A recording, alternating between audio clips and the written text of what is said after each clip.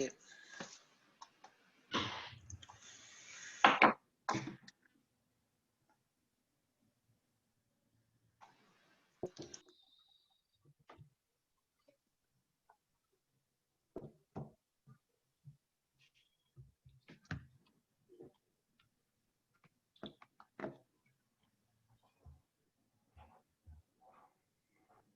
Good morning to all the participants that I can see joining us. The numbers are hurtling up at the moment. We'll start in about a minute's time.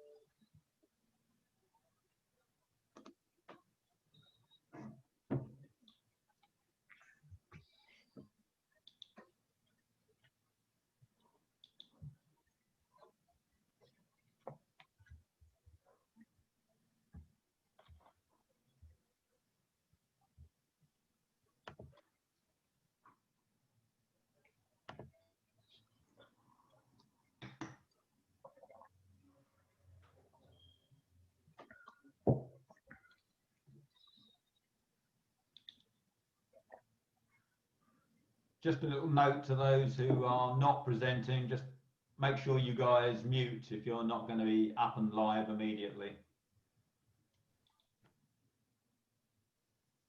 Thank you.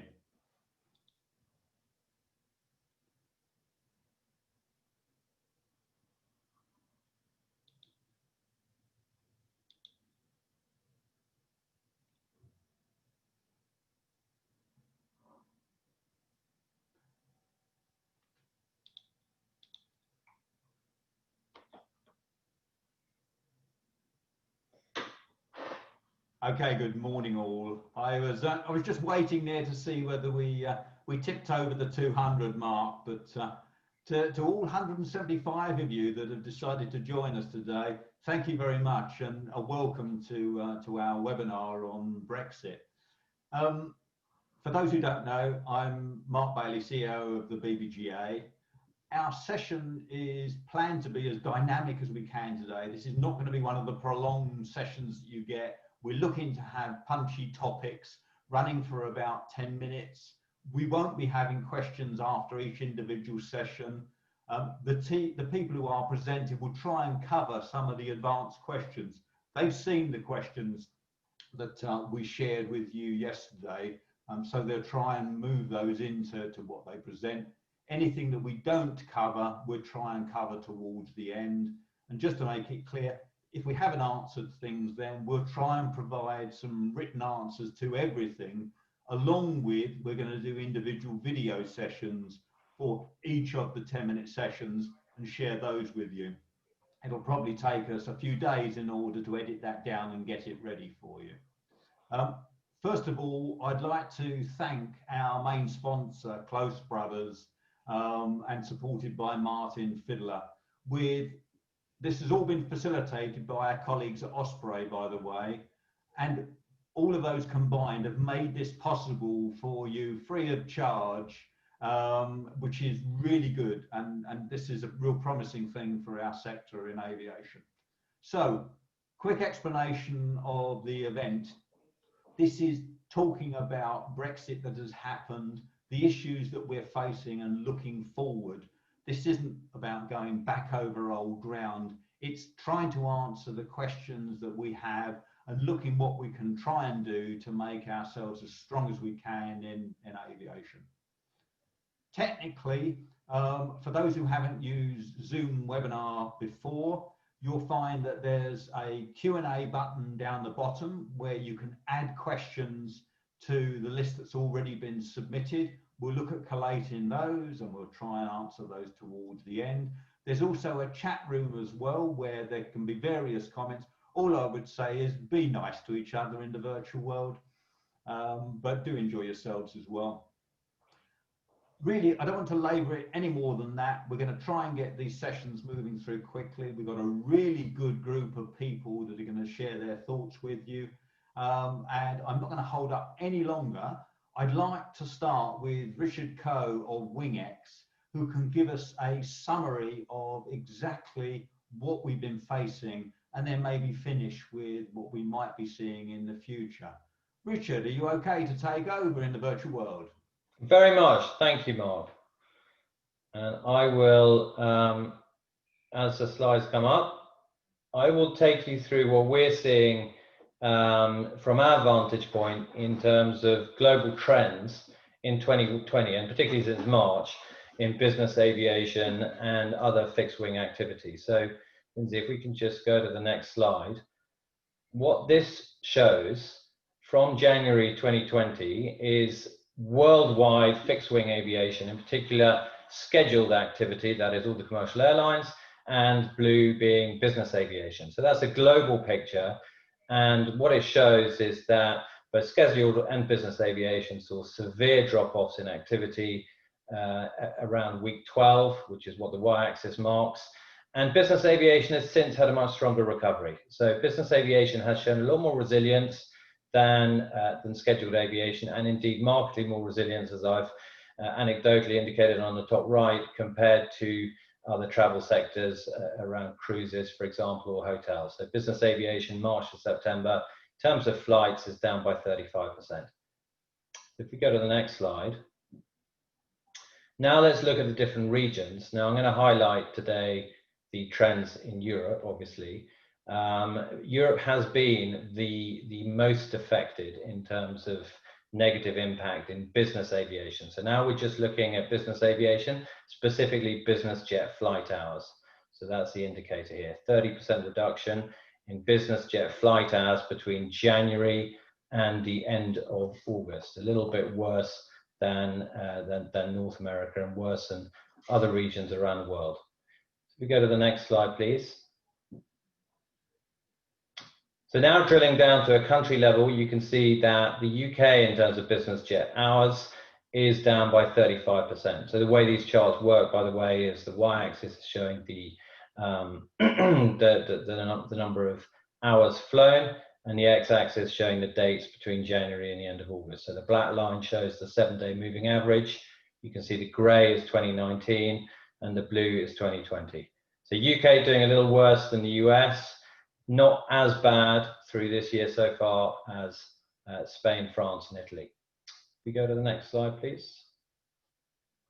So I thought this was important to show. What we're looking at here is UK, so from UK, within UK, business aviation airport pairs. So the blue columns show the pairs uniquely connected by business aviation. The orange, those pairs connected by scheduled aviation. Now, we all know that business aviation has much higher connectivity than scheduled. It connects many more places. What's interesting is if you look queue by queue coming into 2020, and that's what the green box shows, the ratio of business aviation pairs connected compared to commercial aviation has gone up to 3.7. So in other words, there's almost a 50% increase in the connectivity provided by business aviation compared to commercial. In the UK and from the UK. So that shows the resilience of business aviation, even though it's taken that large 30% knock. Go to the next page, please. So I also want to highlight August, because August showed a significant comeback for business aviation, globally in fact, but particularly in Europe. So you can see there, highlighted in yellow, 2.8% more business aviation sectors were flown during August 2020 than in August 2019. So there was actually an increase in activity, and that's due to the truncated period during which a lot of leisure travel took place. But still, if you look at that chart on the bottom right, scheduled aviation flights in Europe were still down by over 50% in Europe. So BizAv was specifically resilient during the peak of this summer. Next page, please. So looking at August activities, I'm just looking at August activity here, country by country. Now again, the UK did relatively badly here. It was down by 6.5% in August, when the rest of the region, most of the rest of the region, saw quite a significant bounce. Germany, for example, flights were up by 13%, and flights from Russia, BizAv flights from Russia were up by 25%.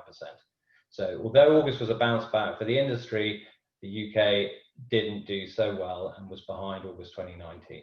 Next page, please.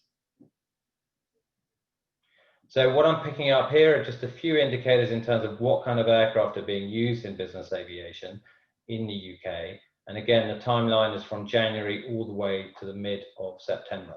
The important thing to pick up here is that light aircraft, 24% is still a significant decline, of course, but 24% decline is much less than the almost 40% decline for large cabin aircraft. So the point here is that light aircraft are having by far the most resilience. And that, by the way, applies to the whole of Europe, not just the UK.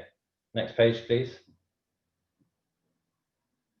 So if we look at airport level in the UK, this shows flight activity March through August in the left-hand chart by airport in the UK, and shows very significant declines for almost all airports, Biggin Hill being quite an exception because it's down by less than 20% over that period. You can see the main hubs like Farnborough and Luton around 50% down.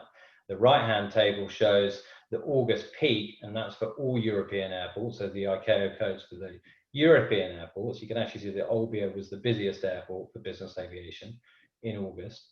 And that, for example, Farnborough during August had a 10% increase in flights. Biggin Hill, which is EGKB, had a 50% increase in flights in August 2020 versus August 2019. They actually beat their records. Next page, please. These are the pairs which have shown most and least activity March through September. You can see most of them are severely down. These are the busiest pairs for business aviation from the UK. So you can see the ones which have taken the biggest hit of those at the top, and typically those are Farnborough and Luton to Nice, whereas the green boxes mark some pairs which have actually shown an increase during this entire pandemic period, mostly involving Biggin Hill and Stansted. Next one, please. Just a small nod to the G-Reg fleet, because obviously we track all aircraft activity down to tail number and registration. And it's interesting to note just the G-Reg fleet, which has had a severe decline in activity March to August, although at 42% decline, that is actually slightly less bad than the business jets on other registers flying out of the UK, and with some increase to a couple of countries, Greece and Croatia notably. Next slide, please. Just want to pick up one more point amongst all the volume out of the UK, and that's charter activity. So we look across all activity flown by business aviation aircraft and distinguish it by which type of operator is flying the activity. And branded charter operators, I pick out the 17% in terms of hours. That's their trend from March into September, so significantly better than the overall market trend, and actually better than the European level of 19%. But right across the world, the charter business, that is aircraft flying on an aircraft operating certificate and dedicated to charter, has been much more resilient than other types of operation. Private flight departments down by almost 50%.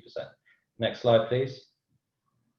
And indeed, in August, this is UK branded charter activity in August 2020. There was significant increase in some of the segments flying branded charter. So for example, light jets flying branded charter flew 23% more charter hours in August 2020 than in August 2019. Next one, please. So drawing to a close here, we're obviously into September, and what we're particularly alert to is the change in flight activity as the summer season runs out, the leisure activity stops, what's going to happen to business aviation, and indeed in parallel with commercial aviation. So on the left is the picture for scheduled activity, magenta 2020 against grey 2019. And what we're seeing is right across all the countries, a downward inversion as we come into September. So falling activity, and we can see that a lot of capacity is going to be parked in Q4. On the right-hand side, we see business aviation also falling. So August 3% up. We're already seeing into September a 10% decline across Europe in business aviation, with the UK business aviation sectors down by 24% through the 20th of September. So predictably, we're seeing that as the leisure market dries up, the business sector is not coming back. And final slide, please. Just want to give you our view, and it's not just our view, but also Eurocontrol view of the trajectory we see over the next 6 to 12 months. So the blue lines, which are then dotted, is the Wings view of business aviation activity through the next 6 to 12 months. So obviously we took a forecast in April. That's the lighter blue dotted line. We've downgraded it in September. We see against the last 12 rolling months, in other words, against the base year, we see business aviation getting within 15% of normal by Q2 next year. Eurocontrol, which is tracking scheduled activity, that lighter green dotted line was the forecast in April. You can see they've very significantly downgraded that, and the forecast now is even by Feb 21 a 50% deficit. So that's our view, including a forecast. And I now hand back to Mark and Lindsay. Thank you very much. Richard, thank you very much. Excellent timing, by the way. That's worked really well. Look, thank you very much for the content, and particularly the last slide, sort of showing projections out. I have one question for you, hopefully not too unfair. We're seeing waves now across Europe. I just wondered whether you're seeing any evidence of that yet, as far as the data you're getting. Yeah, there's a very close correlation, Mark, between travel quarantines, as you would expect, and changes in business aviation activity in particular. The schedule capacity has been, fairly solid through the ups and downs and changes in policy, but BizAv is very responsive. So we've seen as quarantines have come in that BizAv has accelerated up to the date of the quarantine and then literally just dried up over the next few days. So the more this happens over the next few months, we would expect that the more downgraded the already rather depressing Q4 outlook is. Okay, that's great. Thank you very much for that, Richard. And Richard's information, we share a lot of that on a weekly basis through BBGA as well. And Richard can actually provide information for anyone who's interested in it. So I would just commend that. Some good data available for us. I'm going to move on quickly now to the next session, the Air Law Firm, and Aoife O'Sullivan, who just happens to be the chairman of the BBGA. Aoife, let me welcome you to the virtual stage. Thank you, Mark. Thank you for taking care of this. I'm going to do a rapid quick fire of the legal perspective on Brexit in 10 minutes. So you can excuse me if I leave out some of the detail, but what I wanted to give is basically an overview as to where we are now in terms of the legalities and where we expect to be post 31st of December. But also to look at the impact on business aviation and indeed the opportunities for the UK in business aviation in particular. So if I can change slide, please, Lindsay. So where we are today, this is really a snapshot for the benefit of those who are not obsessed by Brexit as we are here in the UK and indeed in Europe. We have left the European Union. That happened on the 31st of January 2020. And we're in what's known as the transition period. That will happen until the 31st of December 2020. The legal effect of the transition period is we are now under the auspices of the European Union Withdrawal Act. And the point of that act was to repeal the European Communities Act, which was basically an overall membership accession of the UK to the European communities. And it did things like agreed to supremacy of European law in certain factions, agreed to the submission to the European Court of Justice, that kind of thing. So that has been repealed. The Act has been repealed since January. And what has happened through the Withdrawal Act is there is a kind of a consistent approach by the UK government. And I do want to make this very clear. We are not rushing headlong off the edge of a cliff, certainly not from a legal perspective. This has been the subject of very careful negotiations since the referendum in 2016. The point of the Withdrawal Act was very sensible. It was to preserve and basically put a standstill in place so that European law continues to have effect in the UK during the transition period, and that's happening now. So we are still subject to the jurisdiction of the European Court of Justice. We're still bound by the international agreements, and European law still continues to have effect up until the 31st of December. Change slide, please, Lindsay. So what happens on the 31st of December at 11 p.m. in Greenwich Mean Time, the transitional arrangements end. So the UK is no longer, the UK is actually no longer an EU member state right now. It's just that the withdrawal agreement has agreed, again, as part of the standstill, that we would be given recognition as if we were. From December 2020, the directly applicable EU law will no longer be automatic. So what the ECA previously did was, as soon as Europe made regulation and directive, some of that was directly applicable into UK law without any need for legislation in the UK. And then there were arrangements for where directives and local law had to be put in place. From 31st of December, the Supreme Court will take back the highest jurisdiction of the UK courts away from the European Court of Justice, subject to any bilaterals or agreements with the European Union. So we may still concede some jurisdiction to the European Court of Justice, and that's important in the context of EASA, which I'll come on to later. We have put in place a recognition of a new system of laws, which will be known going forward as retained European law. And again, a very sensible approach by the UK government of let's keep the laws as they are throughout the period from 31st of December 2020 until changes are required in the UK. As with any country, you're free to make your own laws. We will keep that whole body of European law going forward, so that there is not this dramatic knock-on effect to the laws and the systems in the UK. If there is no deal, you'll be glad to hear that in terms of aviation in particular, there has already been contingency legislation put in place in Europe and in the UK. It was repealed by the Withdrawal Act, but that legislation is still there and it can be brought back in again. And what that legislation did, what the regulations did, was they allowed for continuity in aviation safety and air connectivity. So type certificates, design approvals, etc. would remain valid for a period of time. ARCs, return to service, etc. would remain valid for a short period. It's not intended to be a long-term arrangement, but it was to give assurances to UK operators and indeed European operators, Part 145s, etc., operating in the UK, that their licenses would continue to be valid. So it is open to both sides of the negotiations to put that back in place. It's there and it would give us the comfort for the intervening period. Next slide there, please, Lindsay.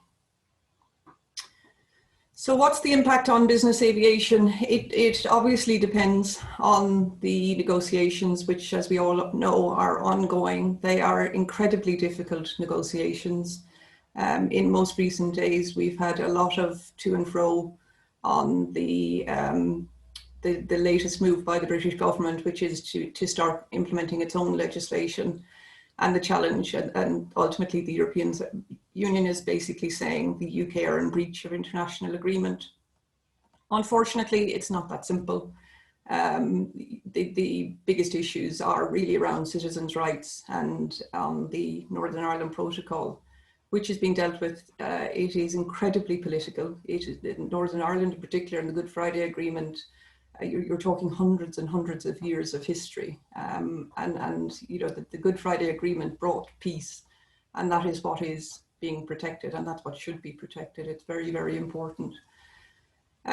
So if we don't stay EASA, if we can't agree a bilateral with Europe, then we become a third country from the perspective of Europe, and vice versa. The European Union members become third country operators, and design approvals and type certificates from the UK perspective.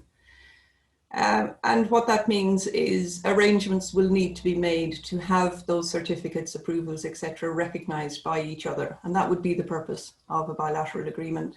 Those negotiations are ongoing. And we all, certainly, I think everybody in aviation is of the view that it is the right thing to stay as far as we can intertwined from an EASA perspective.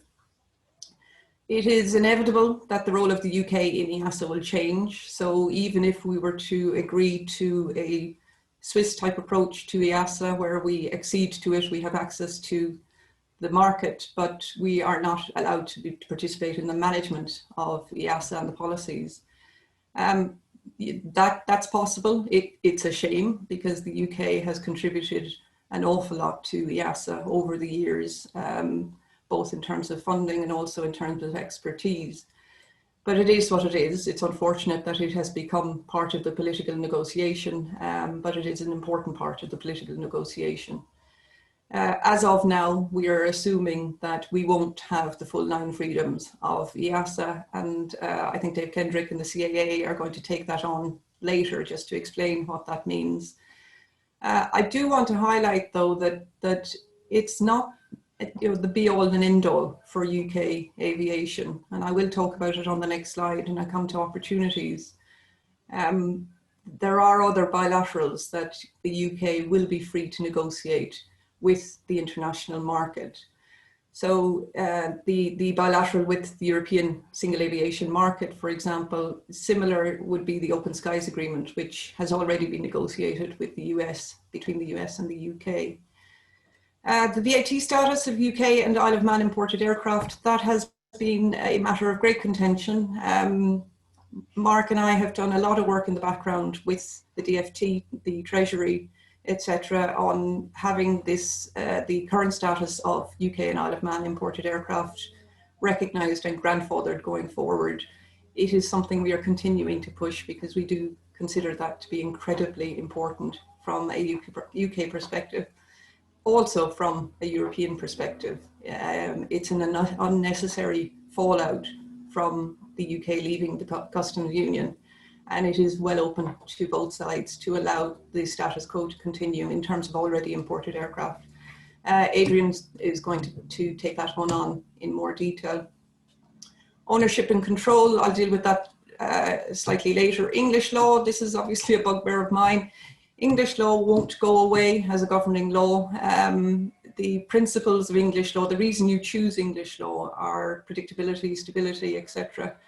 But bear in mind that a lot of the regulation that came out of Europe has actually nothing to do with the principles of contract law in England. That's been built on 500 plus years of common law.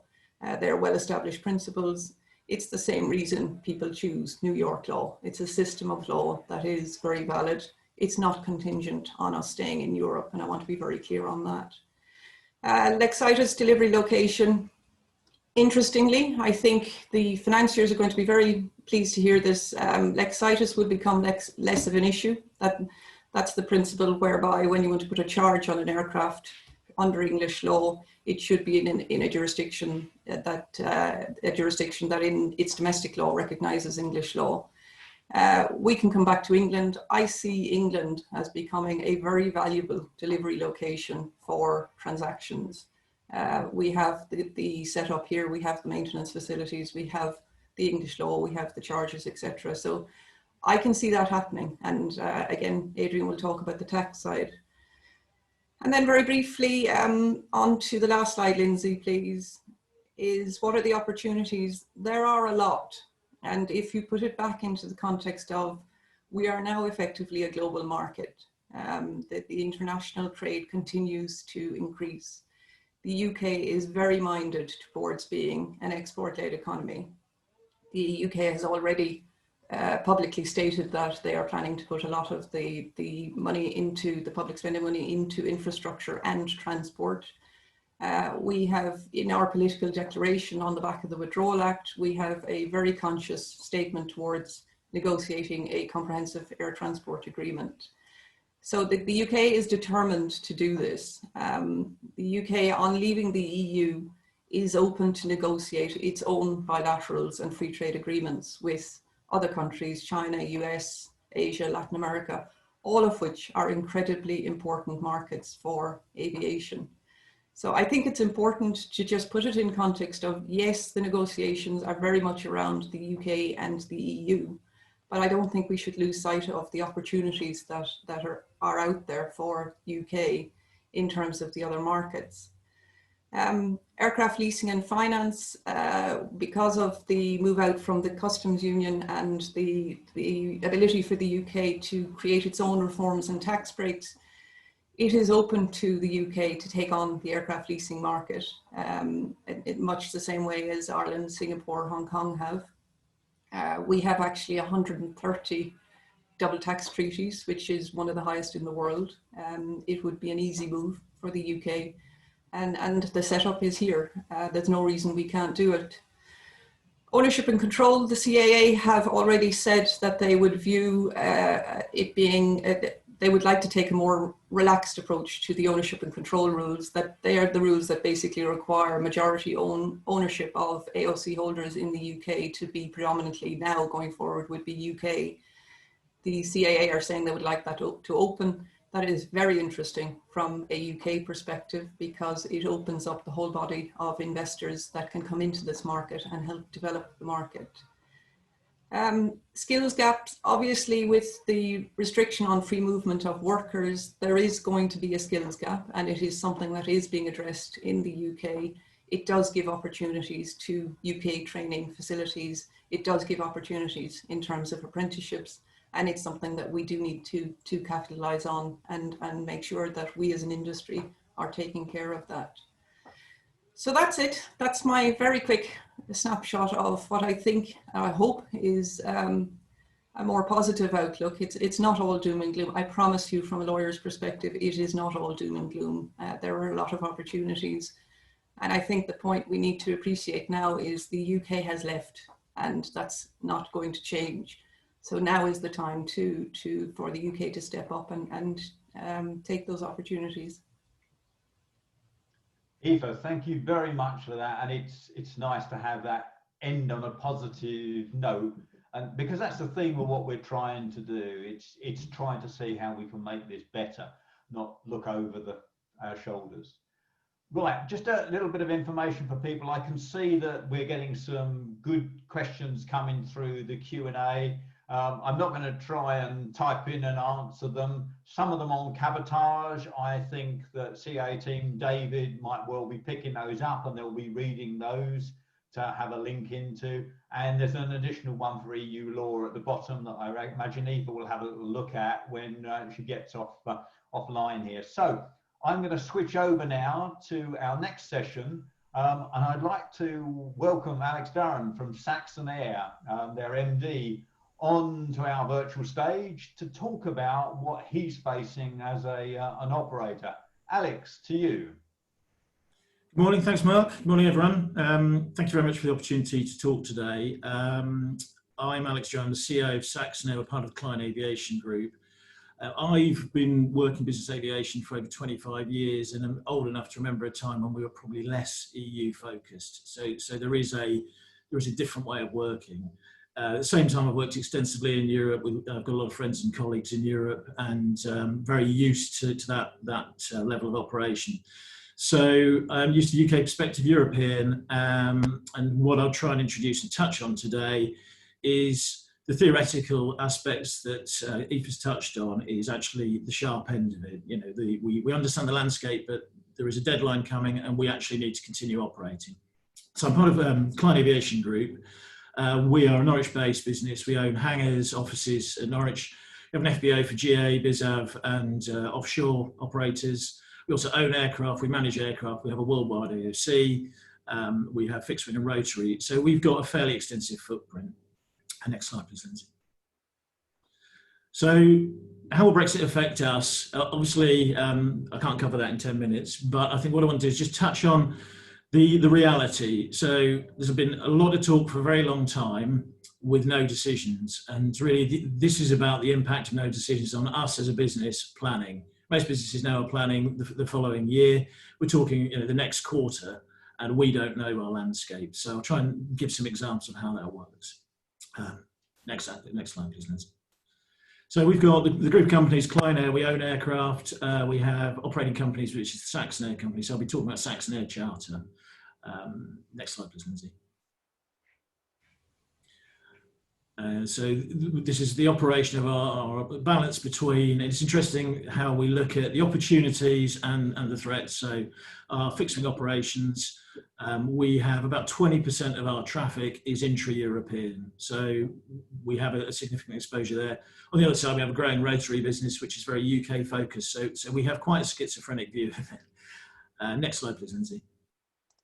So in terms of our aviation operations, and particularly this is with what operating in Europe looks like to us. So seems to be the expectation is that out of a no deal will probably be third and fourth freedoms will be retained. We can go in, we can come out.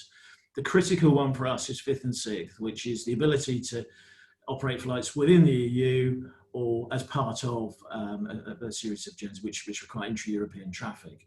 Now, if you take our 20%, right now, do we take bookings into Q1 2021?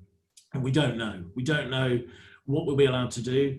We don't know whether we can accept them and we hope for the best, or whether it will be an impossible operating environment. So as a business, do we factor in a defensive position? We'll take away the 20% and we'll plan around 80%, but potentially miss opportunities, or do we hope for the best and carry on as normal with the view that it won't be as bad as everyone says and they'll sort something out? That's not great for us. We need to know decisions. Related to that's cabotage, the ability to go into another jurisdiction and pick up charters without having to ask for, get the license permissions. That again is critical. Competitive landscape. It's the European market has got used to very fluid arrangements with the UK blending in with the other 27 countries operators. That we need to understand that. We need to know the mechanisms. Assuming it is an issue, how do we go about that? How do we apply for permits? Do we have a central body? Are we a third country operator like everywhere else, or is there a UK specific arrangement? Right now, if I have a flight on the 1st of January, what do? Can we plan it, or because there is no mechanism to understand if there are approvals we need to apply for? Related to that, border controls. Can our passengers travel in freely? What are the mechanisms at the airports? What is the impact on freight we may be carrying? And related again to that would be the tax status. As a commercial operator, we have advantages in terms of VAT, some local taxes, fuel taxes, duties, alleviations. Will they still exist? That affects our cost base, our pricing, our competitiveness. And fundamentally behind that is VAT. Aoife touched on it. We own aircraft which are in free circulation in the EU. We look after aircraft for clients. We have the same situation. Where do we put them on the 1st of January? Will the UK accept grandfather rights? Will the EU? That we can debate this, but we need to know where to put them. And there was an example quoted of the last time we were looking at the cliff edge where the advice was to stay in the air, which is interesting. So, we need to know, we need decisions, whatever they are. EU ETS, is the UK going to mirror that? Is it going to have its own? Is it going to get involved with Corsair? So again, in terms of our obligations and also our moral obligations in terms of offsetting, what does that look like? Crew planning, we have 15% of our crew are currently EU. Will they have right to work? Will they be able to transit between the UK and EU? What are the restrictions there? And touched on before as well, the operating license. If we want to move into Europe because it's become too restricted with the UK AOC, what are the ownership control? Presumably that stays the same, but by the reverse, what's our own status? Do we need to maintain UK ownership control? Next slide, please. So just related to that, sorry, next slide again, please. Related to that is the airworthiness management. So this is the asset management effectively, keeping it a safe, compliant environment. There's a lot of, I think the CAA has been very proactive about taking approvals, but the reality is, for example, we have one aircraft due maintenance December, one in January. Do we go for the one in December and make sure it's out before the end of the year? Can we plan to put one into Europe in January? Do we know the status of the MRO personnel approvals, the maintenance supply, the spare supply, the approval of the supply chain for the continuing airworthiness management?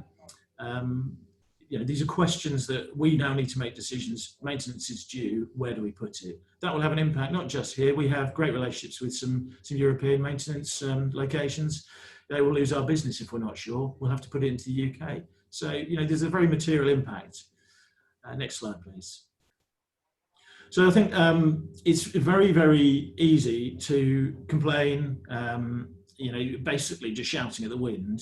But what can we do? And I think we should think about, this is an opportunity to take stock. We've been hearing for a very long time about potential deals, potential no deals, and feeling completely out of control on it. So I think with less, just 1 quarter of the year left, it's time we made some decisions and did what we can.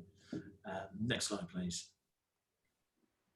So I thought I'll borrow a few phrases I've heard quite a lot of recently. So I thought let's take back control. So let's get involved. Let's participate. I think the interest in this webinar says something. I think there's an awful lot of interest, not just in the UK and EU, but worldwide. A lot of people want this to be a success. I think there's a lot of people worried and realise that if this goes badly, it has significant impact. I think our sector isn't widely understood about the economic wealth it generates. The participants we carry around are the people that invest. So I think we need to, as a sector, get involved. Don't just think it's going to be okay or go with it. If we want to stake our future to the wind, so be it. But I think we should really actively get involved and do what we can. Better together, I think there's a really unusual opportunity for us to collaborate across the piece. I think the regulators have been very proactive, certainly the UK side. And I think for they've been really listening to us, to the operators in the sector. So let's take advantage of that. Let's find a new relationship. Let's work closer with government. Let's make sure we articulate ourselves better. The stats that Richard came up with, we probably haven't been able to articulate ourselves as well as that. This is what our sector does. That makes it easier for government to listen to us. So rather than complain, let's work with people, not against. And finally, let's get Brexit done. It's coming. So let's just get it. Let's get a version in where we can make decisions. We as a sector are very agile. When we know what the rules are, we'll find ways over them, around them, through them, or even in compliant with them. So we need to know what it is so we can then innovate. And I think we've seen sides of that. We've seen interesting things from the CAA about looking at new ways that they might be able to regulate more independently. Look at what's happening at our borders, the Isle of Man, Guernsey, Ireland. There are some very dynamic approaches to how we evolve our business. So I think the plea from us is, whatever the decisions, just make them. We need a firm landscape, and let's not wait to the end. No business can really be successful if it is making it up at the last minute. And I think we have the means of control. So thank you. That's my perspective. Alex, thank you very much indeed. I think that's a nice breadth of a perspective for everyone to think through, to be honest. And again, a positive theme running through all of that. So thank you very much for your presentation. I'm going to switch on a subject now that normally gets people running from the room, but please don't, because we have Adrian Jones from our Collins Martin Fiddler Aviation to talk about taxation. And there are some issues here that I'm sure you all want to hear about. So over to you, Martin. Thank you for that introduction. Yeah, hopefully no one's running from the room. I've got no slides. I'm going to try and keep it relatively simple, make a few sort of clear points. We've recently produced a newsletter which the BBGA have kindly said that they'll send out to participants, and that will give you more information and background as to some of the things that I'm going to speak about. So the first thing is, why am I here? Why can I speak about this? Well, for those that don't know me, I've worked in aviation and customs and VAT for 20 years now. And before that, yes, hands up, I was also a customs officer. But I've moved on. So what's happening? What's happening now? Well, we are coming to the end of the transition period. That does mean that we will leave the EU customs territory. And Aoife mentioned possibilities of grandfathering. Now, at the moment, any aircraft that's imported into the EU is imported into the UK and the EU, all member states. When we leave the customs territory, it's possible that if everything is agreed and if there is an agreement, that aircraft that are imported into the UK will also stay imported into Europe, and aircraft that are imported into Europe will stay imported into the UK. And that would be the panacea. That would be how grandfathering would work in the best possible way. However, it's clear that negotiations aren't working as well as they could. I think that's fair to say. And it's quite possible now that aircraft will end up with a binary choice, if you like. They'll either remain imported into the UK, and as Aoife has mentioned, that's been confirmed by the Treasury, and European imported aircraft will remain imported into Europe. I know that having talked to some of the negotiating team with European counterparts, so the UK representatives, the tax, they are pushing for an exception for aircraft. They do understand that grandfathering is something that should happen. Aircraft are special cases. They move between jurisdictions very frequently. But if there is no overall agreement, then there is no grandfathering. So that could mean that all the UK aircraft, all the UK imported aircraft are effectively removed from free circulation in Europe. And conversely, the European imported aircraft are removed from free circulation in the UK. So what are the consequences of that? Well, largely speaking, the consequences for UK aircraft that remain imported in the UK, Isle of Man, will have access to temporary admission in Europe. The customs rules are not changing because the UK have come out of Europe, and the rules on temporary admission that we understand, or that most acts will understand, that if you have a non-EU registered aircraft, a non-EU owned aircraft, and an aircraft where the user is not an EU established or resident user, then those UK-based aircraft can enter Europe under temporary admission. You can enter for up to 6 months, and it's a very user-friendly, I would say, and cheap way of entering into Europe without needing to be re-imported into Europe. And for a lot of aircraft, that will be the way to return to fly back into Europe. There are exceptions. There are some larger aircraft, business aircraft, that will want to fly in and around Europe with a great deal of frequency. And there are also aircraft that want to charter in Europe. So one of the restrictions on temporary admission is that you cannot carry out charter business in Europe. You'll be able to fly in and drop off and pick up and fly out under temporary admission, but you won't be able to fly within Europe and carry out charter business within Europe. So that's an extra hurdle. Now, the good news is that there are solutions for importation into Europe for business aircraft or charter aircraft. And that's something that clearly we as a business and others have been working on over the recent months and years, and that we've now established a business in the Netherlands, as some of you know about, that can achieve that. So it's not an impossible hurdle. It's not convenient, but it's something that can be solved, if you like. I think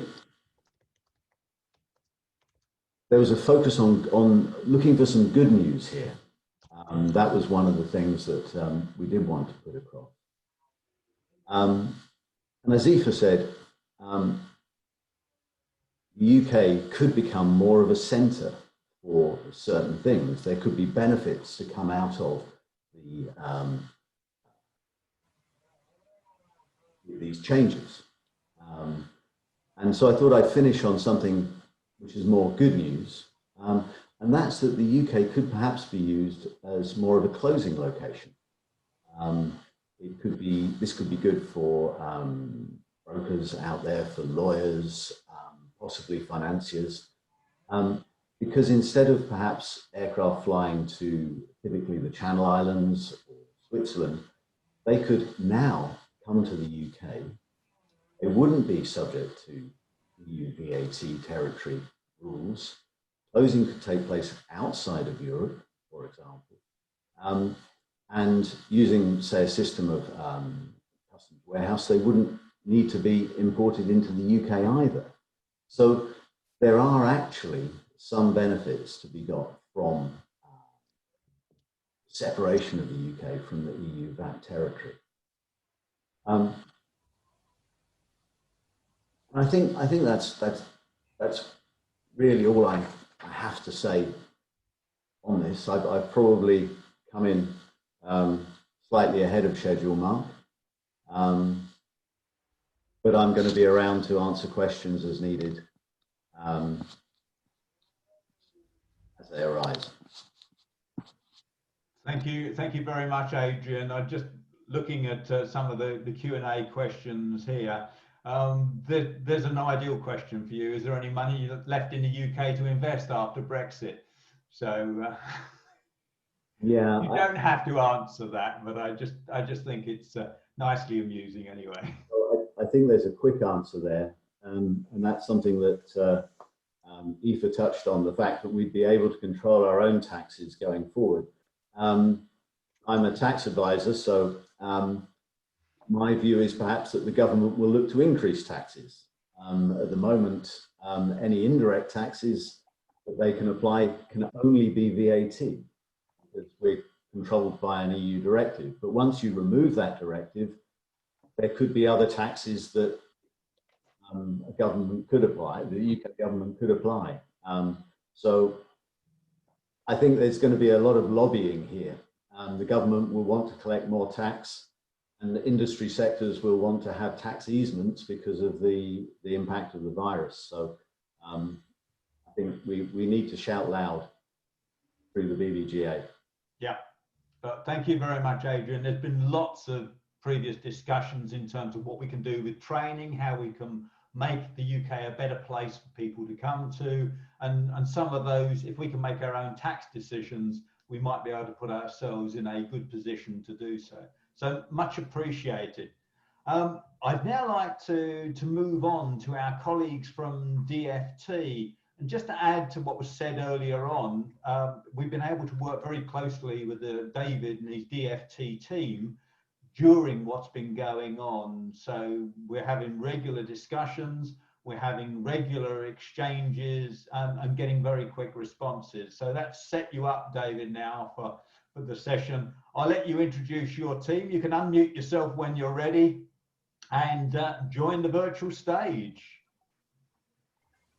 Excellent. Well, look, thank you very much for having us here. I'm David Harding. I'm head of the General Aviation Safety Skills and kind of CAA oversight team. I've got with me Kathy West, who's in our EU exit team. Kathy, feel free to shout hello if you want, or you can be introduced virtually. Great. Well, look, again, I just want to say, really echo the points made by most of the panelists so far around kind of positivity. I really welcome the kind of the spirit of that as part of the discussions today. So I'm going to give you a kind of slightly broader overview. I've got to touch on the kind of what's happened with COVID and the recovery of the sector, and really interesting to see kind of Richard's data earlier on business aviation. I'm going to talk through some of the kind of government's wider priorities and how they're relevant for aviation as part of the recovery, and then kind of link into the topic today around EU exit and some of the kind of opportunities in the future. So I really wanted to start by just saying, from a government point of view, aviation remains absolutely critical. We know it's vital both for the UK and the EU in connecting people, connecting businesses, in facilitating trade, facilitating tourism. We really do want to kind of secure the best arrangements possible in our relationship with the EU in the future, so the industry can thrive and passengers and businesses can kind of have that high level of connectivity that we know is so valuable to the economy. We can't look ahead without acknowledging the, actually, could we move the slide forward? Yeah, great, thank you. So I don't want to look ahead without acknowledging the significant impact COVID has had on the sector. It's right across all parts of aviation: commercial, scheduled, business, general aviation, supply chain, and across a whole variety of businesses, be it business aviation operators, training schools, airfields, maintenance manufacturing companies, services related firms as well, but also on people and the workers in the sector, and the people that and the consumers that rely on what aviation provides.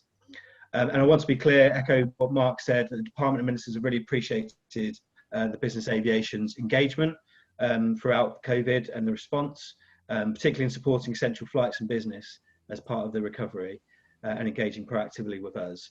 And it's really good to see actually the resilience of parts of the business aviation sector when we've had really significant impacts across the wider sector. Obviously, government, you'll all be aware, has tried to act in a number of ways to sort of support the recovery and the restart, most prominently through the health guidance, those engaging with industry, with devolved administrations, public health authorities, and consumers to allow and facilitate a restart of aviation, and allow it to continue where possible, subject to health being an absolutely overarching priority. I know we've had significant impact from business, and it's also had significant impact on businesses. So we appreciate this. There's been a lot to go through. The government's also obviously unleashed an unprecedented set of measures of support, including loans, the job retention scheme, and we know the sector has used these quite extensively. Obviously, it varies significantly across businesses and business types, but we know that they've been used and helpful in places. There's also been some specific aviation measures to continue connectivity between Northern Ireland and parts of the UK, to protect consumers, to help their confidence by underwriting the Air Travel Trust Fund, work with the CAA on some of the regulatory flexibilities and easements that have helped support the sector during this difficult period, and also trying to showcase how innovative the sector can be, supporting initiatives, for example, the drone trials in the Isle of Wight, and carrying supplies from NHS. And I echo the point Alex made around how innovative UK companies can be in these situations, and it's been a huge support to the recovery. Obviously, another key part of the response is around the development of travel corridors and the policy around that, and continued options to support international travel, which we understand is so important for the sector. So going forward, the government, we want to recognise the importance of the safe restart, but also having a bit of a plan for the pathway for recovery for the sector in the short and medium term, to provide a bit of the certainty which people have talked about today. We want to produce a recovery plan. It'll be quite broad in scope. We're still aiming for an autumn publication, where a lot of work's still being done. And the plan will try to set out some of the government's priorities for the recovery. And that includes a few topics I'll say a bit more about: on decarbonisation, on levelling up, on innovation and skills, and on our global role. All things you would have heard from ministers and the Prime Minister in particular. So first, these on decarbonisation. Obviously, the government's amended the Climate Change Act to have a net zero target by 2050. It's the first major economy in the world to commit to net zero, and we really want to show global leadership in this area. The Secretary of State has also announced the Jet Zero Council, a partnership with industry and government to drive ambition in the delivery of new technologies and innovative ways to cut aviation emissions. I know you had a previous conference on decarbonisation and sustainable aviation, so I know the sector is already thinking about some of these things. As that develops, there'll be plans to engage stakeholders more widely and consider some of the opportunities that might provide. So we're hoping there'll be an opportunity for people to step forward with their ideas, including on things like sustainable aviation fuels, on emerging technologies, and innovative business models. As has been said a few times, the UK has played quite a global role here, both in ICAO and in securing the Corsia Agreement, the first ever global measure to reduce emissions in a single sector.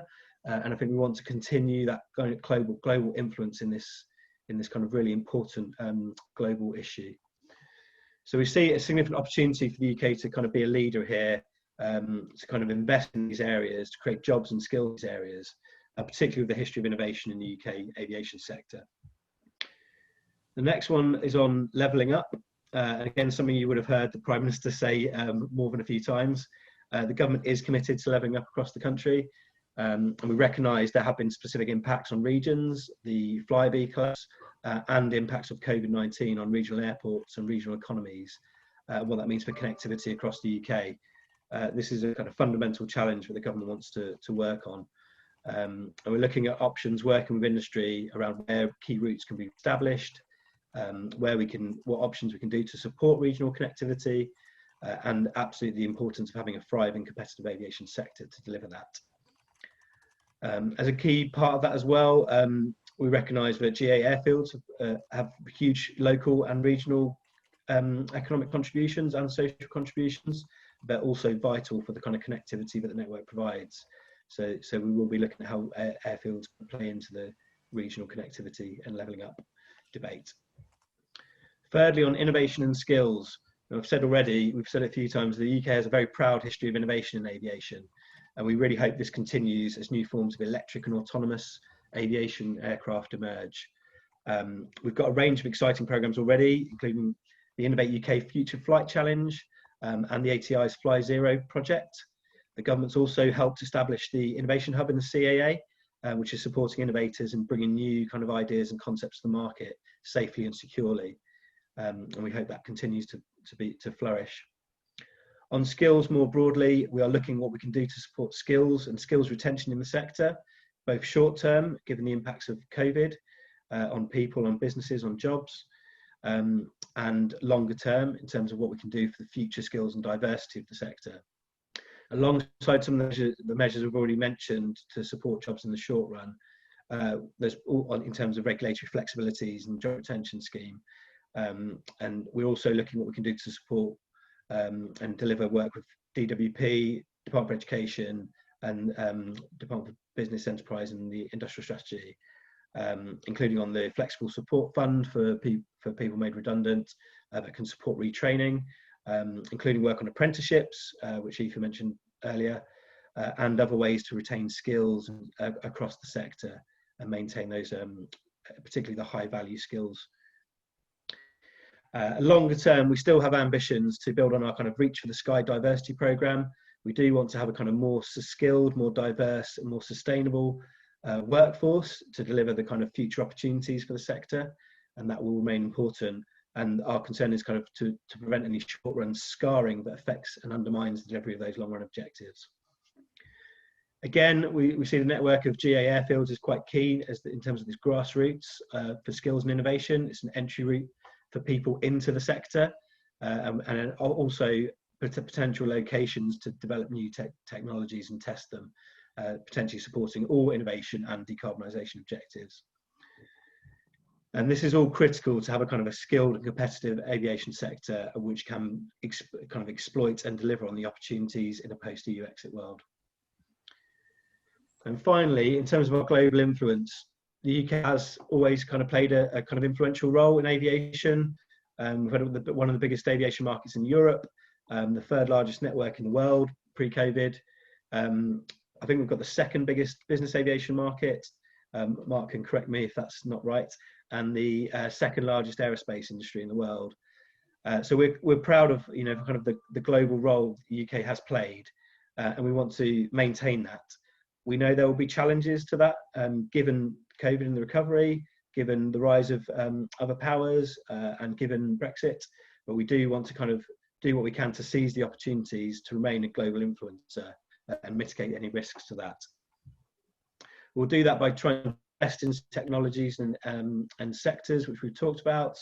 The government also wants to support the CEA to be a globally influential regulator as we leave in a post-Brexit world. We want to make sure we remain one of the safest and securest aviation sectors in the world as well. And we also want to, at the CEA, to create an environment that supports the sector in terms of its growth, its skills and innovation. There's a lot of work going at the moment around the spending review, and that will give us a kind of bit more certainty around what some of the kind of absolute specific measures will look like going forward. So kind of moving on to the EU exit stuff, actually Aoife's covered a lot where we are in terms of negotiations. For further kind of context, we do want the relationship with the EU based on friendly cooperation between sovereign equals. We want to trade as far as possible, and we want to use our shared history and values to kind of deliver a future partnership.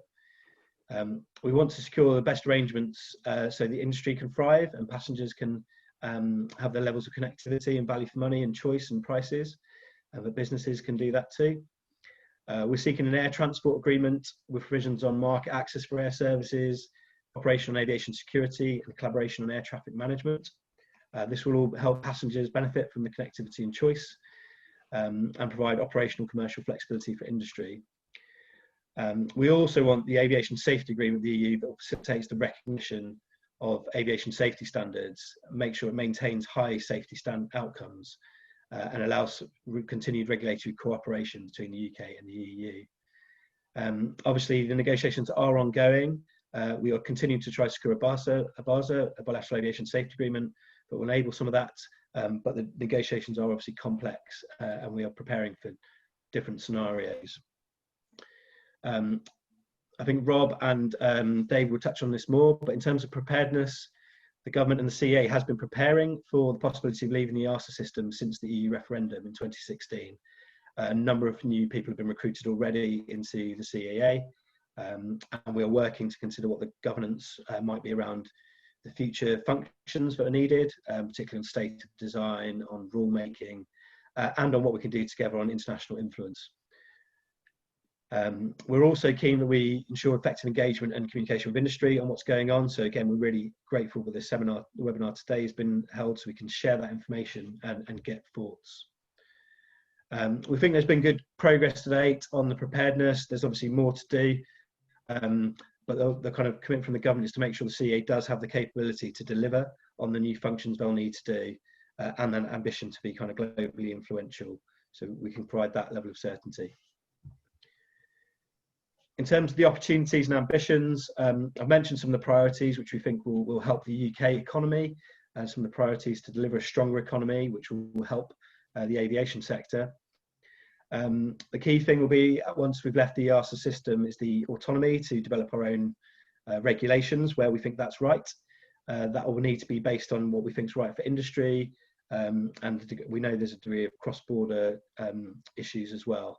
So it will have to be done based on good analysis and with industry. But there are opportunities where we'll be looking to kind of make regulations that are more attuned and more tailored to UK industry. There's a few examples more in the general aviation space around simplification of licensing that's been proposed, and work on kind of medical certifications. But I think it's much broader than just looking at kind of the regulations. We want to deliver the kind of the strong recovery, the priorities I mentioned on levelling up, decarbonisation and innovation. Actually, these are the things that create ambition and opportunity for the sector, right across the aviation sector. We can also, as Aoife has said, look to secure other international agreements with other countries, be them buzzers, MOUs, air travel agreements, all forms of MOUs and cooperation. And there's also areas where we can do more to kind of share and learn lessons from other countries and how they approach it.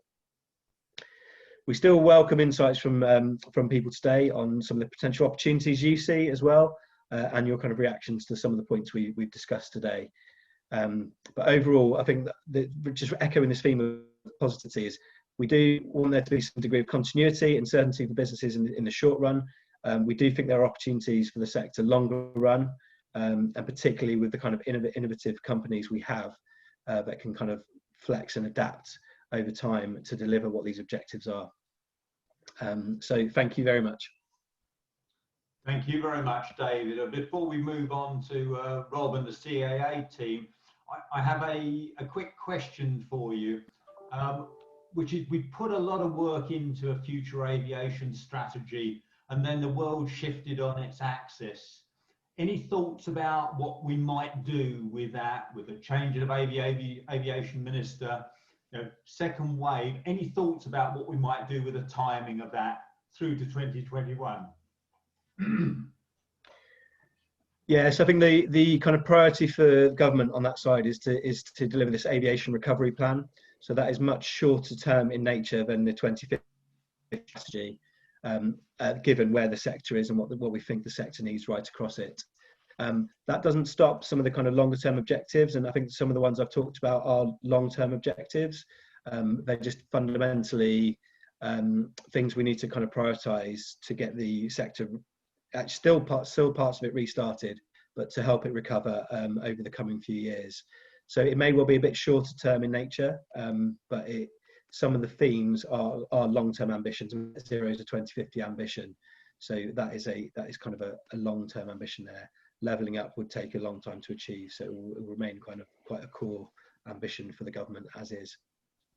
You're right to point out we have a new aviation minister, and as and when he stamps his views, we'll be able to kind of provide a bit more certainty, and we'd hope he can come and meet BBGA and colleagues from the business aviation sector at some point soon.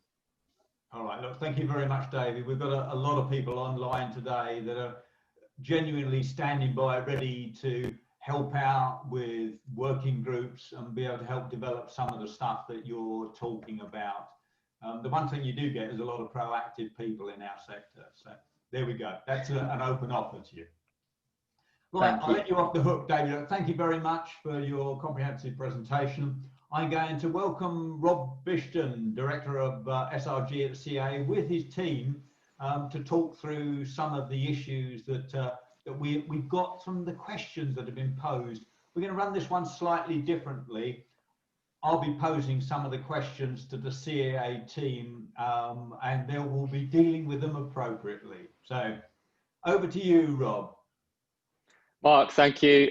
Thanks for the invite and time afforded to us today to talk to everybody. Always keen to engage. Some really great presentations, I think, this morning as well. So yeah, very, very valuable. And I think Alex's Life Through the Lens of an Operator is very compelling, made some great points. And I know we've got a number of CA colleagues supporting today, some listening in so we can re-engage with industry, but some here to answer some questions for you.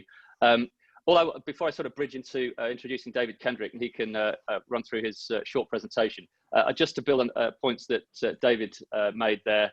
David Harding and myself and Rania met with the Transport Secretary last night and our new Aviation Minister, and I would just say that their focus, passion and drive still remains, but in the context of obviously the crisis that the globe is currently working through. We've got to look at the sort of compounding effects almost of the exit, but just to reassure that, and Aoife touched upon lots of the legal and legislative aspects of what isn't a cliff edge at the end of the year.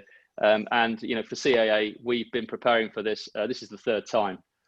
So we feel relatively well prepared, but I think when you look at the points that Alex made as an operator, yes, we'll do our best today to answer some questions about what you can expect, but we focused on continuity of services primarily for consumers, and then looking at business continuity, and safety and security as aspects of that, and feel that we are prepared. The only point of clarification before I hand to David, I'd just like to make, and it was just on a comment Aoife made and a really informed presentation, but we've just got to not complicate or confuse the difference between the negotiation of a BARSA with the, if you like, implied sort of almost hope that means we will be part of an EASA system. The two things are entirely different. So whilst the UK, in the middle of what are still political trade negotiations, are very much involved in negotiating the BARSA with EASA, as we've done with other key states around the world,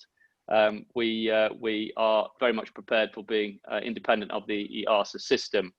So I think we need to move forward on that basis, given the timeframes involved, and the BARSA itself, which might be touched upon in some of the answers today, is indeed probably quite narrow, and I think it's really from January onwards next year, how do we build upon that, and further relationships to some of the points that David Harding made in his presentation about us being independent and looking in our position on the global stage. David Kendrick, I think I'll hand it to you now, if that's okay. That's very kind, thank you. So, I mean, the moral that I always take in these presentations is to make sure that Aoife, Alex, and David Harding goes before me, because it makes my life a little bit easier. Mark, Aoife, thank you very much for the invitation today. I think we welcome any opportunity to showcase what we're doing and talk about the future and to collect ideas, because we already said right at the beginning of this process, we do regard it as a process, that we are still learning how things would impact you. And even today, we were picking out things that we will take away. So could I have the first slide, please, Lindsay? So I'm going to go through these at great speed. The reason being that I am conscious of time, and I know that there's a lot of questions in the chat room that we want to pick up. So we touched upon the negotiations. They are ongoing. And I think I must stress that they are ongoing. There is a lot of work still being done. I've been very impressed by the DFT team, and I think if you actually had the privilege that I've had of being able to see the team in the room, you actually have skilled negotiators. That's something that other areas of government have not benefited on in quite the same way, because obviously the UK has always maintained its own air service negotiators and allowed continuity in that regard. We have a significant number of air service agreements outside of the EU environment, roughly about 160. Those agreements are not going anywhere. They still are there for the benefit of UK aviation. So moving on from that, one of the things that we've tried to do as an organisation is to provide, I've called it stability, I'm not certain stability is quite the right word, to share as much information as we can, both with industry and passengers, or consumers rather, than early stage. Why do we do that? Because we are conscious throughout that confidence is the one thing that can slowly drip away. It's very difficult to restore it once it's actually dripped away, and that we're now living in an environment where there are a huge number of wins that aviation industry is facing. COVID, I think, is probably front and center. Brexit's not behind, but also the fact that climate and the attitudes that there is to travel is changing, and I think we have to be reflective of that. Touched upon here in terms of market access, and going back to what the negotiations have had from the UK side right at the beginning and has been pushed through in terms of the approach we've taken is one of reciprocity, i.e. what we would allow EU operators is what UK operators should be receiving. It should be a fair and equal playing field on both sides. Where are we at this stage? It's very, very difficult actually to say quite what the talks will actually achieve. For those that have been watching on the sidelines, they have gone up and down in terms of both the intensity and indeed the ability to actually move forward. I like to believe that we are actually watching the final quarter from both sides. Aviation is respected on both sides as an important driver for the economy, and I like to believe that we will actually be able to reach an agreement on a number of things before the end of this year and the end of the transition period. I think, however, we have to be realistic in the fact that we may not be able to reach agreement on everything if agreement is reached at all, and it may be that this is something that we have to come back to at a later stage. I don't believe that aviation is going to stop. There isn't going to be a drop-dead moment on the 1st of January. There is still going to be flights going backwards and forwards, absent a deal. I don't think, going back to the confidence point that I made earlier, I like to believe that both sides will seek to reassure business aviation and aviation in general as to the support that they are going to give to it, and because there will be a smell the coffee moment. In terms of what traffic rights are actually available at the moment, or likely to be available, I think we have to be realistic in the fact that we're probably at this stage looking at third and fourth freedoms, so flights between the EU and between the UK and back. In that regard, there will probably be no different in the fact that we are treating, in many ways, the EU operators much as we treated the rest of the world operators for some time. Their flights come into the UK, their flights leave. And I know that there are a lot of questions on cabotage that have come up in the chat room, and we will pick that up later.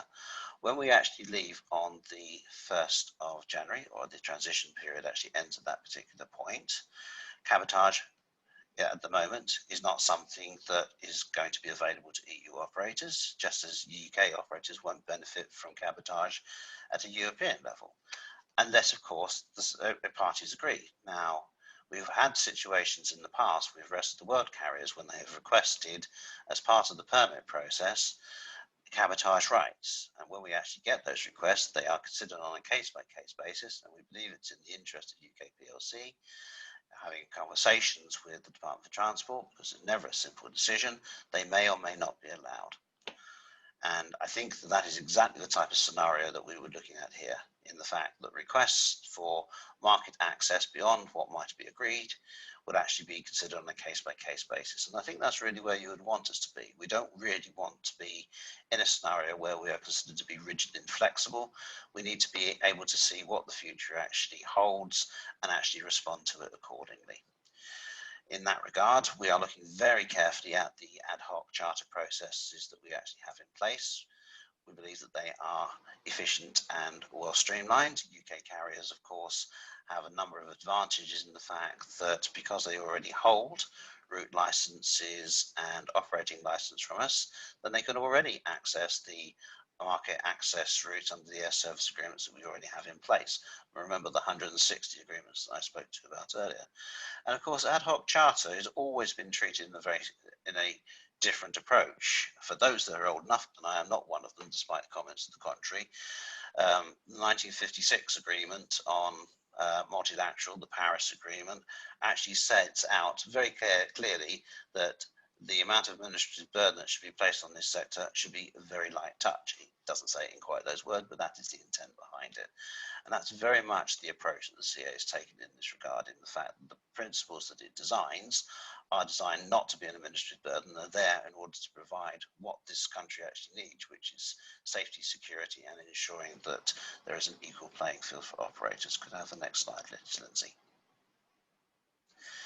I think the message that I really would like to drive out today is for operators to be prepared in that regard. In order to access the EU27, UK operators are going to need an EASA third country operator safety certificate. CAA has been seeking to persuade and influence operators to apply for those certificates, and I'm pleased to say that the overwhelming majority of UK operators, if they require them, already have those in place. Similarly, we are in discussions, obviously, with EU operators for their operations in the UK and what that might look like going forward. Whilst obviously that's very much a subject to the negotiations, which are still taking place. What we've actually said to them, this is the structure that we are thinking that we will put in place. You will, for the first time, in order to undertake services into the UK, be required to hold a permit. Now, this is not an unfamiliar scenario for many of these operators who have done 737 and above flights, but of course, there's an onus upon us as a good regulator to ensure that the system that we put in place is well known. And we are encouraging our counterparts and other CAAs to actually advertise what their system, because they will be applying a permit system in one way, shape or form to UK operators. We're encouraging them to ensure that the structure that they seek to impose upon UK operators is administratively light as possible, but actually meets the requirements. And I think I'll go to my final slide, if I may, Lindsay. I know there are going to be questions for us, and I am conscious of the fact of time. So the point that I'm going to say here is, on our website, you will see a lot of links. Some of these are listed here. I would encourage you in your own time, if you are not already familiar with the CAA microsite on Brexit, or indeed signed up to our Skywise alert system, by which we will be advising you of changes as they occur, that you should seek to do so. And I am going to stop at that particular point, if I may, Mark. Thank you. Absolutely fine. Quick question, actually, something that was mentioned by Dave Harding, and I've seen something coming up in the Q&A. Maybe those who haven't been dealing with the CAA as much, your preparedness as an organisation for what you're facing, what have you been doing and what are you doing to put yourself in the right position, ready for that transition? Do you want me to say that, David? Doesn't it, Rob? I think that's primarily yours rather than mine. Yeah, I mean, as I said, Mark, we've been preparing for this on 2 previous occasions. If you like, we've been able to sort of re-go over any issues. I think the main challenge for us as an organisation hasn't been about us being prepared. It's been about engaging with the industry and making sure that the full impacts are fully understood. I mean, if you remember when I spoke to this group in, I think it was February, just as the COVID epidemic was raising its head. I mentioned that this government has at least in respect of Brexit dealt with the ambiguity, so for us from a legal perspective and for the preparations that we've had to put in place in terms of what's in our control, we are very well prepared. I think in terms of then us aligning with UK government policy on negotiation to say that we will recognise at the end of the transition period EASA certificates and licenses and approvals that are in place for a 2-year period, again in the efforts to I think present us into a negotiation with a not an entrenched position. We've done a lot of thinking around that as well, but obviously that which is beyond our control is not for us, unfortunately, to be able to sort of comment on at this stage, and that's where we need industry to be fully aware of those ramifications. The only thing I'll have back to David. The only thing I'd say on, because I know there was a security question that came in as well. I mean, we've to a degree, whilst we were part of EASA and the European system, we have had independence on some points, securities being one of them. Despite the EU security program, we've had our own national aviation security program in place with more stringent measures as a part of that. And I know, as an example of I think collaboration with industry, we've worked up now, I think, sort of 51 areas within the security regulations that we've whittled down to a list of 20, which we're discussing with industry. And I think this group has been part of feeding into that piece of work. So yes, there will be things that we will maintain an independent footing on, and there will be that which we can be pragmatic on at the point of exit, at the end of the transition period. But there is that which is beyond our control that, unfortunately, you as well as I can gain from the news, an indication of where those things might end up, at least in the short term. David. Thank you. I mean, we've tried to put in place a system that I think is pragmatic. And of course, 3 times we tried to actually apply that system. So we've had a lot of preparation work that's allowed us to, I think, iron out some of the issues that sit around that. One question I want to come to that I don't think you will raise, Mark, is in respect of cabotage. There's a question I see in the chat box in respect of air ambulance.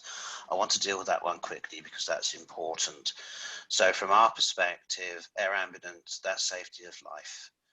We've said right from the beginning, 3 years ago, in the only conversation that I think at that stage that the European Commission would actually have with the UK, I raised with them the fact that we would treat air ambulance operations in terms of cabotage services very differently, because we're aware of the fact that the implications of not granting permits quickly. It is the only service that we provide a 24/7 permit process for. The rest of the time we don't provide that type of service, and it was very clear from the EU side that they had no intention of stopping those type of services either. So irrespective of deal or no deal, I think that there will be an opportunity to actually ensure that that safety of life type of situation will be covered, even if it's discussed on a bilateral basis. So I do not have concerns in that regard, but I wanted to make that point to be made. Thank you very much, Dave, because we've had 1 or 2 questions asking about general cabotage from those flying in from Europe. And it is what it is at this point in time. So. But just to go back to that, and I did touch upon it in my presentation, though my apologies for machine gunning everybody in terms of approach in the interest of time. I mean, the UK has never said a non-UK operator, foreign registered aircraft can't have cabotage.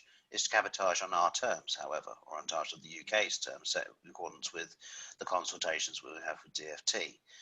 And it's a flexible policy, and I think that's the right approach. You don't want to just say no, you want to look at each case on its own merits. Okay, I think that's clear. One of the other questions that came in is sort of, I'll put it in the area of grey charter.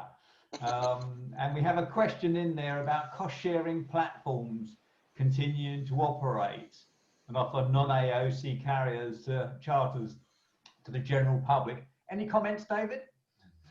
You know that we're doing an awful lot of work in respect to grey charters and illegal public transport. And indeed, I think that's what we came to see you about in February, although February seems a very long time ago now. It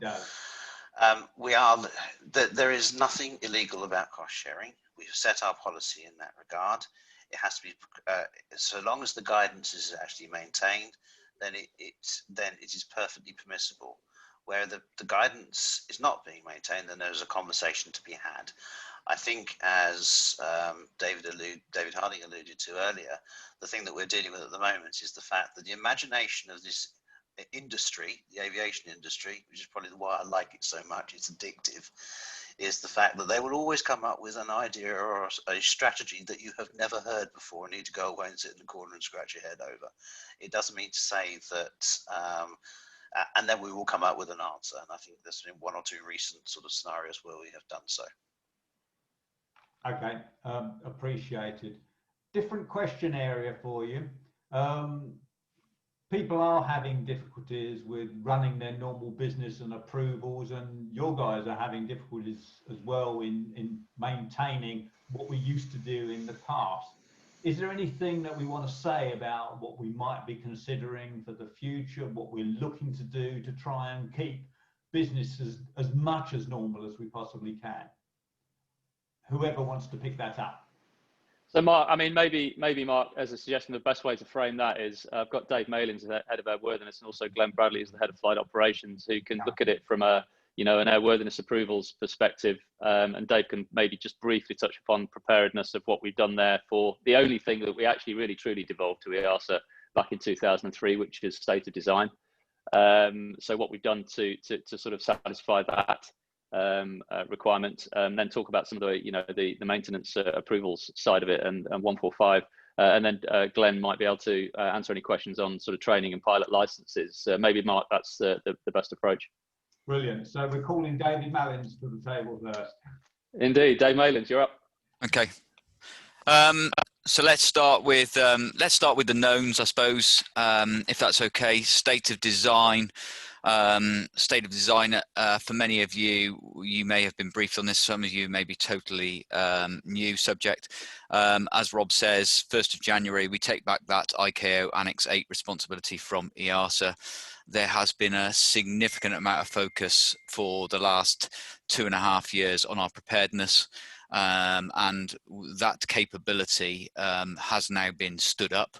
It was stood up really from March this year, and we're still continuing to bring in skills and resources to support that activity come the 1st of January.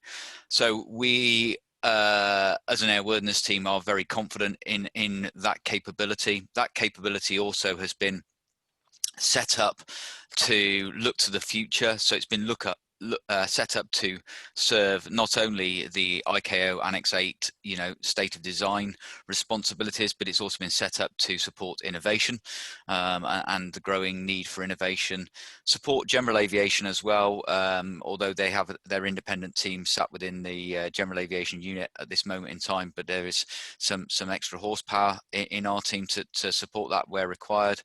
And also in terms of UAS as well, we've set up the team to deal with the initial and continued airworthiness elements of UAS. So that team is coming along very nicely. And 1st of January comes. Yes, there will be, I'm sure, some bumps along the way in terms of understanding work that's coming back from EASA, but we are engaging with industry. We'll be doing more engagement in the next few months to make sure that we understand not only the volumes of workload, but the complexity of those workloads going forward.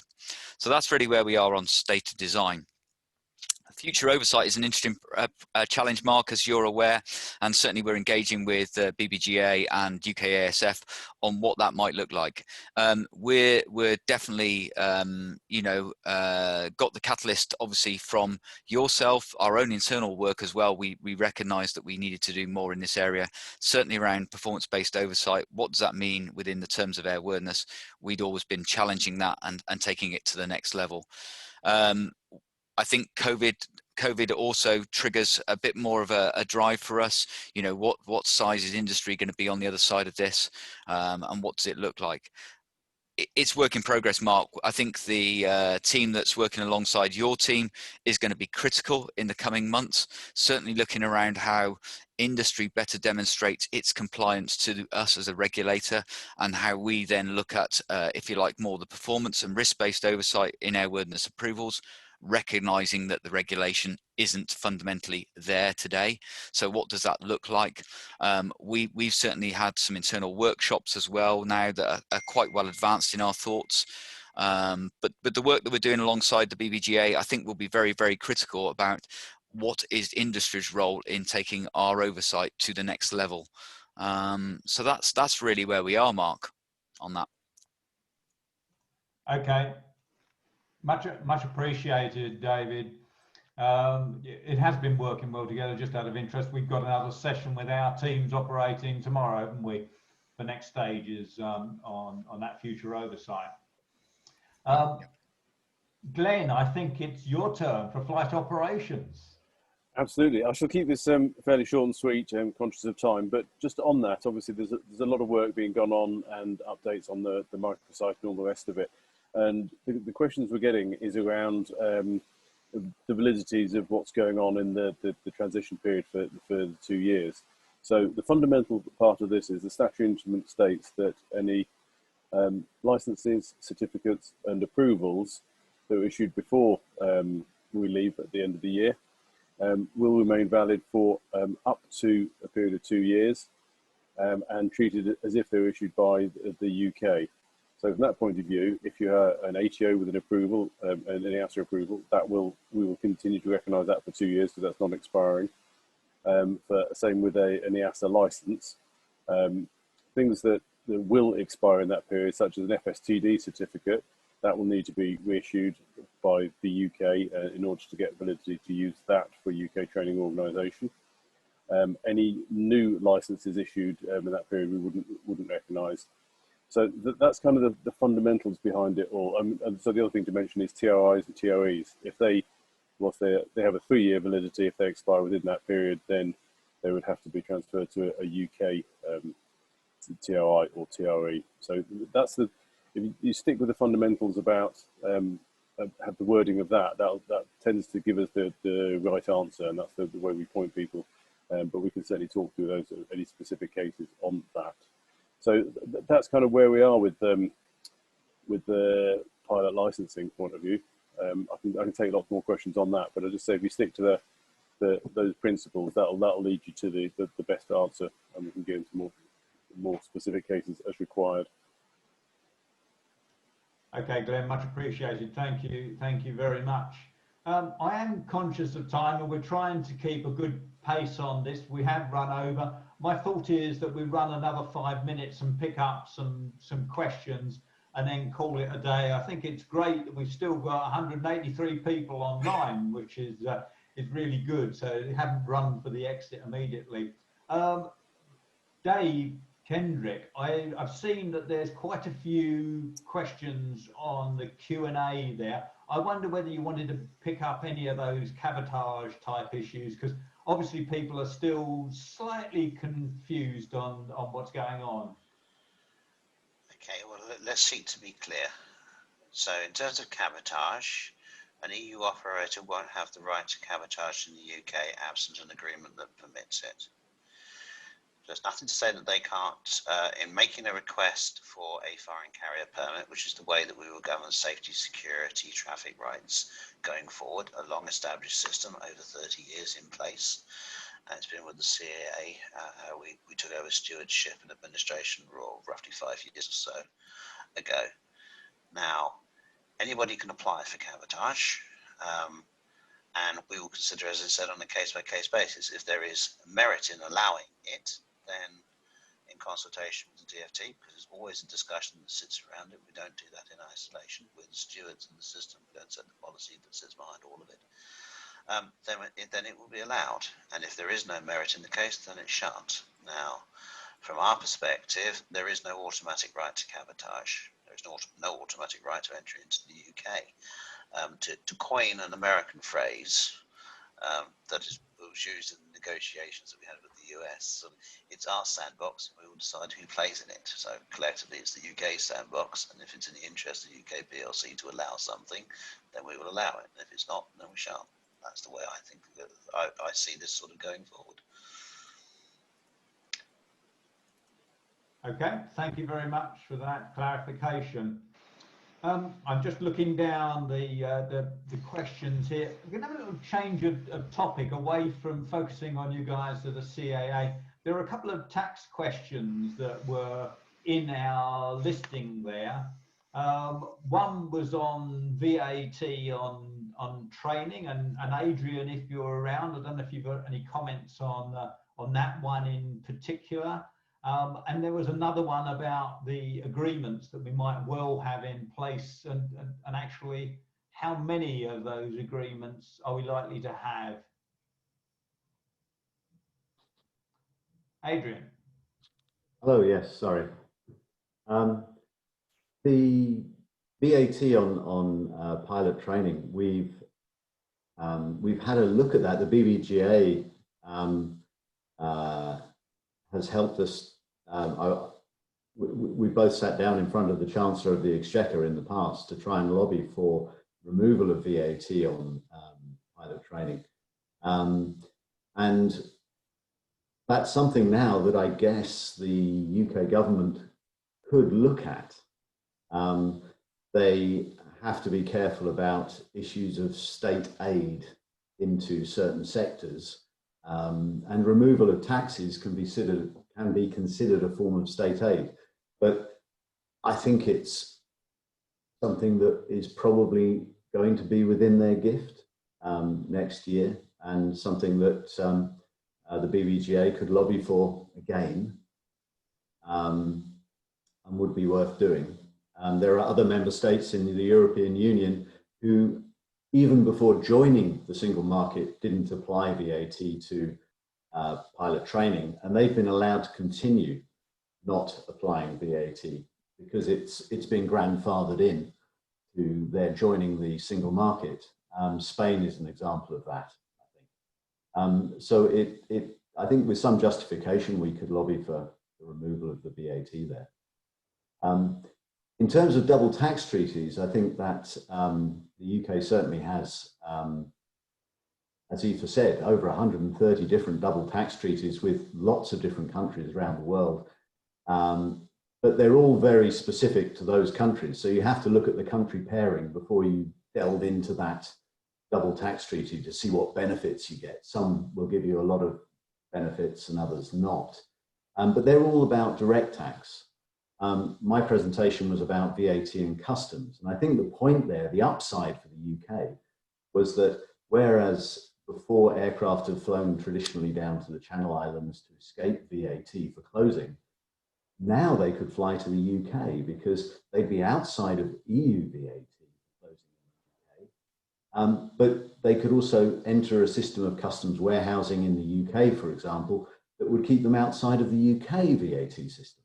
So they could close in a very aviation-friendly jurisdiction with the maintenance and support services on the ground that they want and are available here, so that aircraft can, transactions can take place free of VAT, outside of customs importation rules, but with the facilities to allow for any changes, maintenance, change of registration, etc.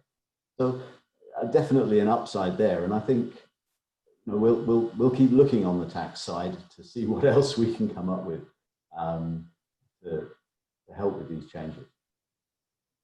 Okay, thank you, Adrian. Right, probably going to go for a last question now, and this is one that may have been answered, but let's just for clarity, this is for our colleagues at the CAA, and it's actually the last question on the Q&A. And it says, what is the current status of the proposed UK-EU bilateral safety agreement for aircraft maintenance? Thanks, Mark. I'll let Dave Malins come in on that one, as he's living this particular issue. Thanks, Rob, and thanks, Mark. Ongoing discussions, obviously, at the moment, Mark and attendees, they are, we are consciously aware that there may well not initially be a maintenance BARSA agreed at this stage. That's what we do know. However, and I think it's the however that's really important, is that as part of our preparedness is that for the 2-year period, we can still accept releases, and this plays to Alex's point around use of European maintenance organisations. We still have a process for the 2-year period where we, for UK registered aircraft, will accept a EU member state 145 release or a 145 Form 1, whatever, from EU registered approved organisation. So we have made contingencies around that. Obviously, the intention will be that during the next 2-year period, we would hope to put something in place in terms of a maintenance bilateral.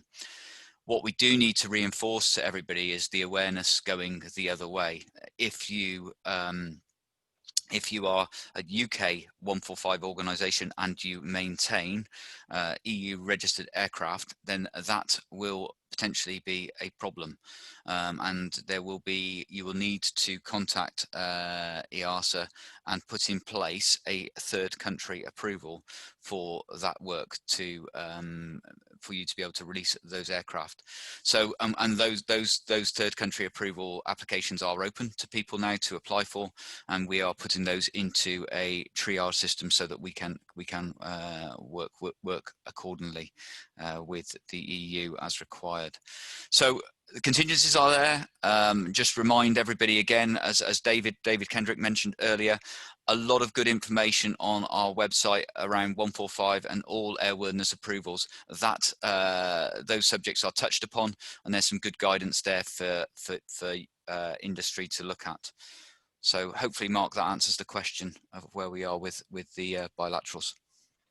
It does indeed. Look, thank you very much, David. I am going to call a halt to it because I don't want this to turn into a dragged out affair. A quick summary from my point of view. Everything that we've discussed today, some of the questions, and we've had a lot of questions as well as the original ones, we've not been able to answer everything. What we'll endeavour to do is collate all of this and get answers to those questions and share them later in written form. We'll also bite-size all of these video sessions so people don't have to sit through the whole lot. You can do pick and mix, and we'll be sharing that. And actually, as things unfold, it looks like this has been moderately successful. We've still got 158 people on there, so that's brilliant. And we might well need to do other sessions as things unfold in the coming weeks and months. I'd like to thank all the people who presented, the team from DFT, the team from the CAA, a really good comprehensive set of information shared there, from our own industry team, from for Aoife, for Alex, and for Adrian for what they've shared with us as well. That's appreciated. And Richard Coe, who wasn't partisan at all, who just shared us the picture of what we're all looking at as an aviation industry. Really do appreciate the time that everyone's given. And finally, thanks to our sponsors, Close Brothers, and to Martin Fiddler and Osprey for supporting all of this. Really appreciate your time. Thank you very much to everybody, and hopefully speak to you soon. Bye to you all. Thank you.